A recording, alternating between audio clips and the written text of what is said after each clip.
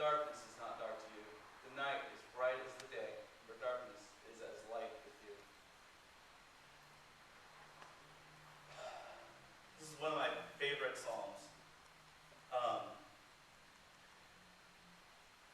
Talks about how omnipotent and omniscient God is, and how He knows everything about us, even the things that we don't want God to know. He knows. We read earlier in Genesis, the fifth day God created man, and He called man good, and gave mankind authority to rule over all things, to be good stewards of the world that He's created. So I propose that in God creating us, we are worthy of His love. There's nothing that we can do or say or think that will make God love us any less. If God knows everything about us, and God created us, then how could He not love us still? I didn't put John 3:16 on a slide, because I figured most of us would know it. But I'll read it. For God so greatly loved and dearly prized the world that He even gave up His only begotten Son, that whosoever believes and trusts and clings to, relies on Him, shall not perish, but have eternal and everlasting life. Does this sound like something a God who doesn't find us worthy would do? Or anybody? If God didn't think we were worthy of salvation, if God didn't think that we were worthy of love and adoration, and didn't fearfully and wonderfully make us, then why would He send a part of Himself, something that He loved so dearly, to die on a cross? I think that Jesus' death on the cross shows us the limits, or the lack of limits, of God's love for us. So, if we weren't worthy, we wouldn't have Jesus. We wouldn't have the resurrection. We wouldn't have that loving grace and salvation that Jesus and God offers us. So, how did we get this idea that we weren't worthy of God's love? How did we... I don't get it. I don't understand how people can say, oh, this great mighty King who loves us unconditionally doesn't love us when we do this or that, or things that we would judge ourselves for. It doesn't make any sense. So it baffles me. I used to... The church did teach us that we weren't worthy. But also it gave us this complex about ourselves. It taught us to think of ourselves as less than. It taught us to think of others as less than. It taught us to, even though the Bible tells us, judge not lest you be judged, and judgment is the Father's, we still judge others for the things that they do. We look at somebody on the street. How many people have done this? We look at somebody on the street and say they're doing something that we may not necessarily approve of ourselves, and we'll say, oh, that's a bad person. I have. I've come up with wonderfully imaginative stories about who that person is and what that person did to get to where they're at today. And they're not always the best stories. So is that something we as Christians should be doing? I don't think so. I don't think that falls in the message that Jesus left us as love your neighbor. And why would Jesus tell us to love our neighbor? And if people weren't worthy of that kind of love, I feel that we love people because everybody is worthy. Since everybody is worthy of God's love, then everybody should be worthy of my love. And most of all, myself. I find that people have this really low self-image of themselves.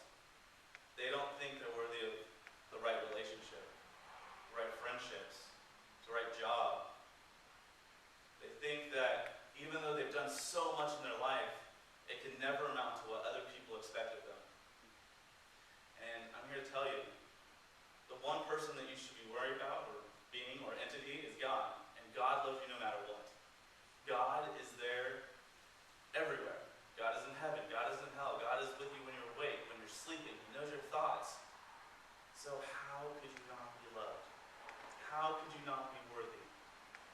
When I was younger, I used an analogy to describe myself.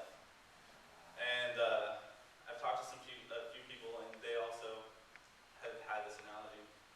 But I saw myself as this little kid in a dark room, huddling in a corner, afraid to go outside because I didn't know what people would think of me. I didn't know how people would react to me. I kept my friends in these compartmentalized stations. I had my going out friends, I had my intellectual friends who I could talk to about things, I had my friends that I went to church with, all very separate, and never shall they meet, because what would happen if they all got together and started sharing stories? What would they think of the person that all of those stories create? And since I had a low self-image, I was like, I'm going to lose all my friends. And I enjoyed my friends, right? So I kept everybody separate. And then I realized, this is a lot of work. This is a lot of work to hang out with different groups and talk differently with different people. And I felt like I just wasn't being myself. So one day I decided that I was going to get up out of my little dark corner. And luckily I had somebody come into my life and open the door. And when that door opened, a giant light came through, because there can't be any darkness where there is light, right? So this giant light came through, metaphorically, and I was like, wow. Someone's saying, welcome, be yourself. Come and show the world who you are. Stop worrying so much about what other people are saying. Stop worrying so much about what other people may think about you. Stop worrying about not saying or doing the right things. You're only human. You can't be expected to be perfect all of the time.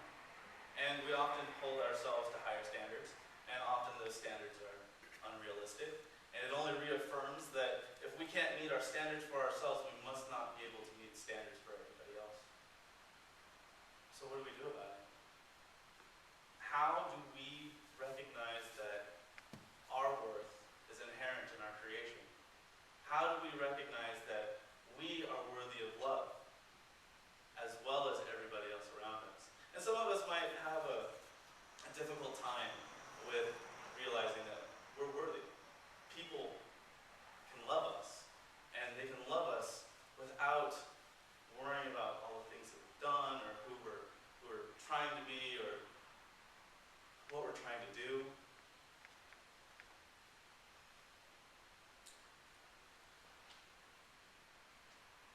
Our self-worth is inherent in our creation. God created us, therefore we are worthy. God called us good when He created us. God sent His Son to die for us because He loved us. What more do you need? If God can love you, then you can love yourself. Even amidst all of the things that you think are wrong or bad or imperfect about yourself. It's those imperfections that you have that make you wonderfully perfect. Without your imperfections, you would be some robotic drone on an assembly line, doing everything normal.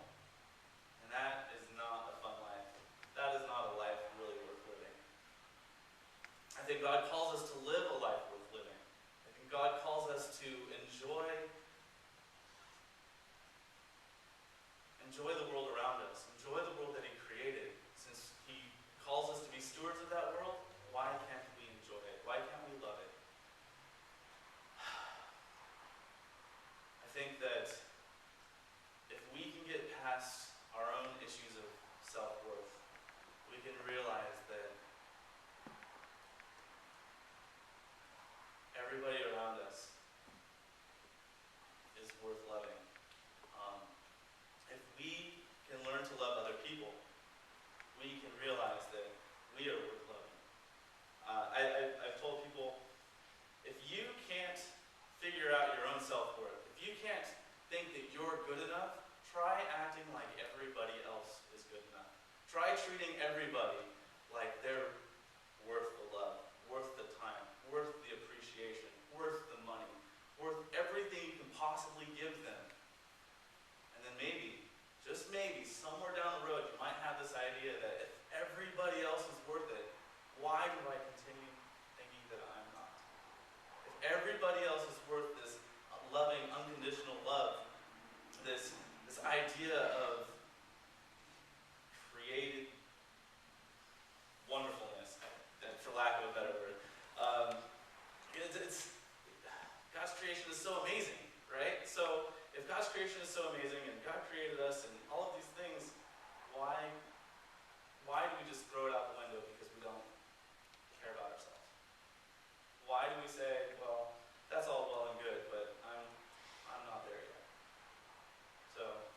challenge everybody to look inwardly. Look at yourself and realize that people have died for you. People have loved